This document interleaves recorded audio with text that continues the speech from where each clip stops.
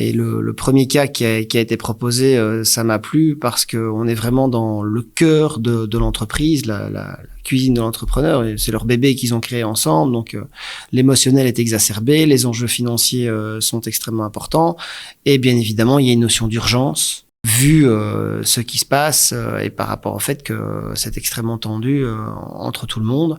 Ce qui m'amuse beaucoup au niveau de l'approche, c'est que j'interviens sur le plan émotionnel, opérationnel, financier et juridique. Donc l'accompagnement en tant que tel, il y a 80% qui n'est pas du technico-juridique, vu que le plus difficile pour les gens, c'est de décider, de se tenir à la décision qu'ils prennent, comme dans tout d'ailleurs. C'est le gros challenge. Une fois que la décision est vraiment prise et que l'émotion est canalisée, on peut dérouler le technico-juridique beaucoup plus facilement. Mais sous-estimer et sous-coter la première partie, c'est passer à côté de l'opportunité de réussir son changement dans ce qui se passe. Et pourquoi vous diriez que c'est une des choses les plus oubliées et mises de côté quand on lance une entreprise, une start-up? Pourquoi c'est quelque chose qui est aussi peu fait alors que ça paraît assez, rationnellement, ça paraît assez normal et cohérent de le faire? Alors, vu de l'extérieur, pour les gens qui ont de la bouteille au fil des années, quel que soit leur âge, ça paraît une évidence, mais pour les gens qui démarrent, ils pensent à tout, sauf à la relation à l'associé, et sauf comment ils vont s'ajuster avec leur associé.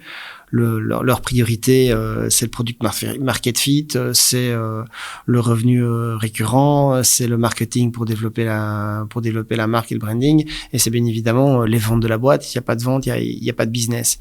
Mais il n'y a pas un moment où on se dit, ok, on a une idée, j'ai monté une boîte, mais pourquoi cet associé-là et pas un autre? Ça sont des questions qu'on ne se pose pas nécessairement au début.